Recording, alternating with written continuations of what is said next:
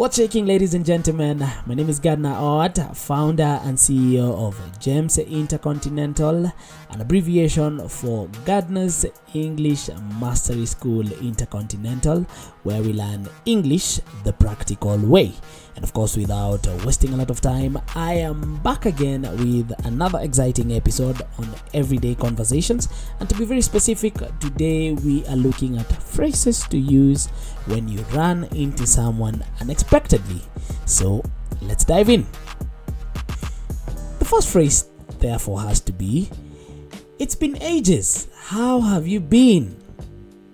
Definitely, this particular phrase combines both surprise, and genuine interest in their well-being, or rather in the other person's well-being. It is more engaging than, the normal "how are you?" which sounds so basic. Okay, so you would want to use this particular phrase when you realize the person is someone you haven't seen for some time, and of course this person happens not to be a daily acquaintance. Okay, and you would want to put it also in a friendly tone with a bit of energy. Okay, maybe you emphasize on the word ages to show you recognize time has passed. So you'll be like, "It's been ages. How have you been?" Perfect. Let's get to the next phrase. "Wow, what a surprise running into you here." Now, this particular phrase acknowledges the coincidence and creates an instant positive moment, according to one phrase list. So acknowledging surprise helps to lighten the meeting, I can guarantee you. So you will want to use this particular phrase right when you spot someone in a place you didn't expect. It could be a grocery store, a gym event, okay, a gym or maybe a given event. Okay, so you need to say this with a smile, raise your eyebrows slightly in surprise, perhaps stepping towards them, and then you pause after "wow" to convey the reaction. Let's get to the next phrase. "I have got to ask, what are you doing here?" This moves the conversation from, "oh hi" to "share your story," which deepens interaction beyond greeting. It's like a follow-up suggestion after they answer, and then after they answer, you could say, "That's so interesting. How long have you been doing this?" Or rather, "How long have you been doing that?" Okay, so you'll want to use this particular phrase after you greet the person and the surprise. Okay, after you greet them and of course you get to be surprised and you see them somewhere unexpected. So you really need to use a casual tone with friendly curiosity, number one, and then you deliver the question with a half smile, more like, "This is interesting," than "why are you here?" So that's again another go-to phrase that you can use out here. Let's get to the next phrase. "It's so good to see you. How have you been since we last met?" This particular phrase acknowledges the time gap and conveys that you have noted their absence. It's more personal than the usual "hi." So if you haven't seen them for some time and you unexpectedly run into them, then definitely this should be your go-to phrase. And of course, you need to use a welcoming tone, possibly use their name at the very end, and maintain eye contact. Emphasize the phrase, "How have you been?" It's so good to see you, Carol. How have you been since we last met? Definitely. Let's get to the next phrase. Small world, isn't it? This particular phrase normalizes the surprise and invites the other person to reflect on the chance meeting, alright? Definitely getting to create a shared moment. So you use this particular phrase right after initial surprise, especially when the location makes the encounter all the more unexpected. Okay, and you need to use a light tone, maybe with a chuckle or a friendly grin. A body language, open and relaxed. Let's get to the next phrase. "What a pleasant surprise. How long have you been here?" This particular phrase combines positive emotion, pleasantries, and the invitation as well. The invitation, to bring them on board, to let you know how long they have been, helps to transition into a friendly catch-up.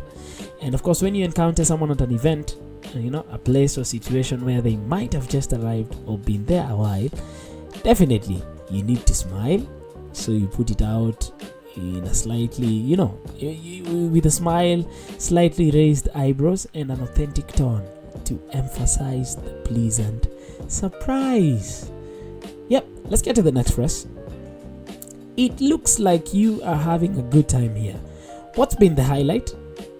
This particular phrase acknowledges their visible mood, activity, and invites them to even share positive details. All right, it's more deeper than the usual "how are you," and you use this particular phrase when you meet someone unexpectedly in a social or relaxed setting, and they seem engaged in something. Okay, so you really need to use a cheerful, engaged tone, and maybe even get to nod to add the scene, or the environment. Right? Let's get to the next phrase.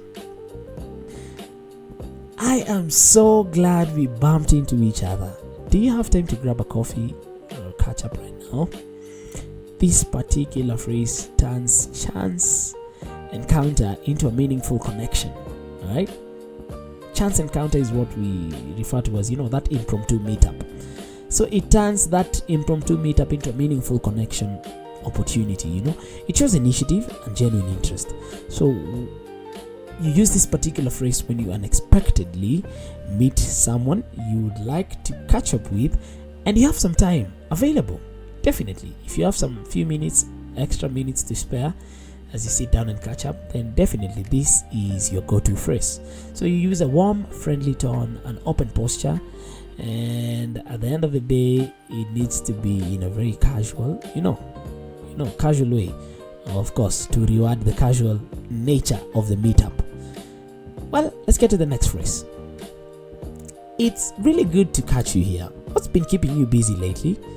This particular phrase, moves the conversation into substantive territory. From surprise meeting to genuine interest in their current life. I can guarantee you. You can actually even go ahead and follow up with this phrase, after their response. That sounds great or challenging. How are you finding it?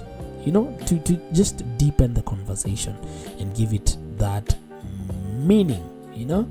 After you have greeted and expressed gladness at the meeting, okay, especially if they have been busy or you haven't seen them, okay, then you go ahead and drop this particular phrase.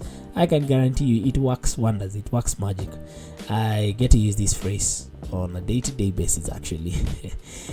Being an MC, I get to interact with many people out here, so you can imagine. So you need to put it out in a warm and relaxed tone, and then you pause afterwards. You pause after the catch you here phrase. Catch you here. It's really good to catch you here. What's been keeping you busy lately? That way you let the moment register in, and they also get to prepare themselves to give you an elaborate answer or feedback. Ladies and gentlemen, let's get to the final phrase for this segment, and this has to be: we should catch up soon. We should catch up soon. It's been too long. This particular phrase takes advantage of the chance run-in. I told you earlier, chance run-in refers to the impromptu meetup, as a prompt for deeper connection later. It leaves the encounter positive and open to continuation. So towards the end of the unexpected meeting, once you have said hi and chatted briefly, is when you can drop this particular catchy phrase.